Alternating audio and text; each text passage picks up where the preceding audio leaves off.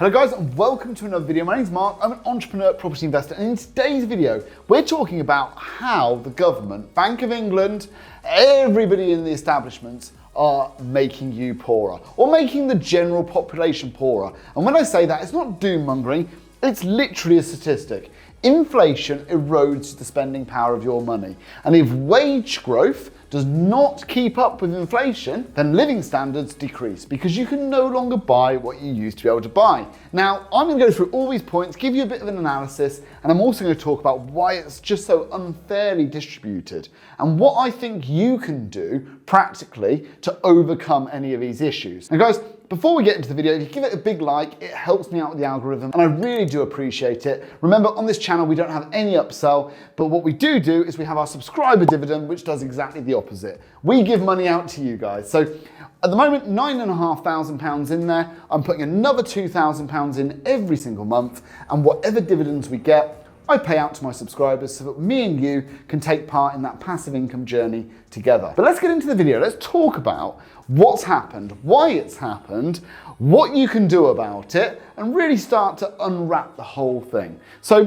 why are and how are people feeling poorer in the UK? Well, the first thing is inflation. So we need to consider the fact that prices have gone up. And this has been going on now for about 18 months, but it's really ramped up in the last 12 months. It has been around about 10% for many, many months now. Even last month, inflation rose from 8.8 to 9.2%, but 10% has been the number where it's been around that number for a long period of time. Now, what that means is if a product used to be £100, it is now £110. So if your food shopping, for example, used to be £100, it's likely that it's now £110. However, inflation accumulates over time and it's not spread evenly amongst everything. In fact, food inflation, for example, is one of the higher ends, as is energy. Now, we're going to get onto why that's important later on and why that means that the poorer people in society are so unfairly sort of treated by inflation, because it really does hit the poorest most. Now, wage growth is the other side. So if prices are going up, companies are charging more, therefore they've got more revenue and they can pay people more, right? Absolutely. But also, if demand reduces a little bit, then wage growth doesn't necessarily keep up with inflation because you don't quite have the same amount of revenue. It's not as linear as that. So wage growth is sat at around 5%. There are some reports that say in the private sector it's slightly higher at like 6.5%, and in the public sector about 3.5%. But if you look at most of the reports, it looks at about 5%. So this would really sort of highlight to us this disparity between inflation in the price you're paying for your goods and services and the amount of extra money you're getting paid at the end of every single month. And that is what leads to the decrease in living standards. And the most recent report says we have a decrease in living standards by about 7% for our population in the UK. Now, why has all this happened? Well, it's the COVID thing, isn't it? Let's face it. We printed loads of money. We told everyone to stay at home. We lent loads of money out in COVID loans. We basically made our entire economy collapse for a year or so.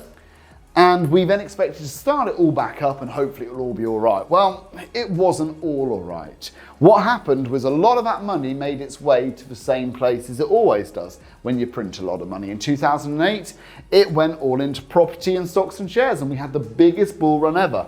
And guess what? We had huge property price growth in the last 12 to 18 months, mainly because lots of cheap money flooded the market and people pumped it into assets. And those that were able to capture the money, I like to refer to them as fishermen, right? The business owners who had their nets out, capturing those pounds that were given to the public. Well, they managed to get lots and lots of it. Now, the average person doesn't have his fishing nets out there, so he's not collecting all that money. And only certain sectors were able to really take advantage of that. I own a taxi company. Guess what? Stay at home, save lives doesn't really help a business that transports people around.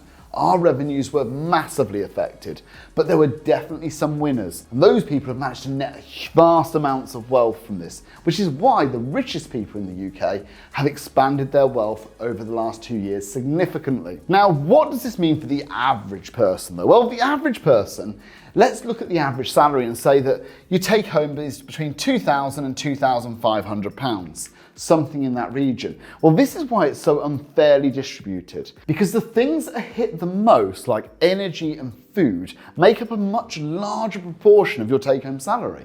So you don't have as much discretionary spend. If you consider somebody earning $2,000 versus somebody taking home $20,000. Let's look at the food shopping, because that's a really good example. Let's say this person here is shopping in the cheapest supermarket, a low-cost supermarket, and they manage to get their food budget down to £100 for their weekly shop. Maybe that's a good price for a family of 4. Now, over here, let's consider this person's shopping in Waitrose, one of the most expensive supermarkets. Maybe that same food shop with more luxurious goods is £150.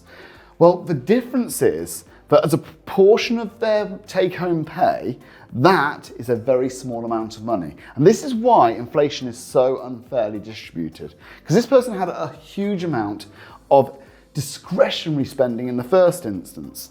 And these things that have been massively impacted generally are going to affect the poorer the most.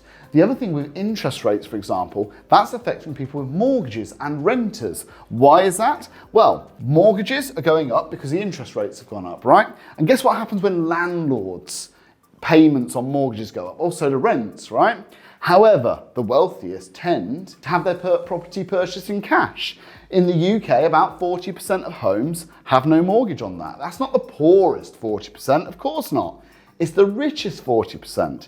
So what you tend to find is everything that happens around inflation, whether it's the Bank of England trying to control it by putting up interest rates, whether it's the cost of goods increasing, it all affects the poorest in society the most. And that's why I find it so disheartening to see what happens in society.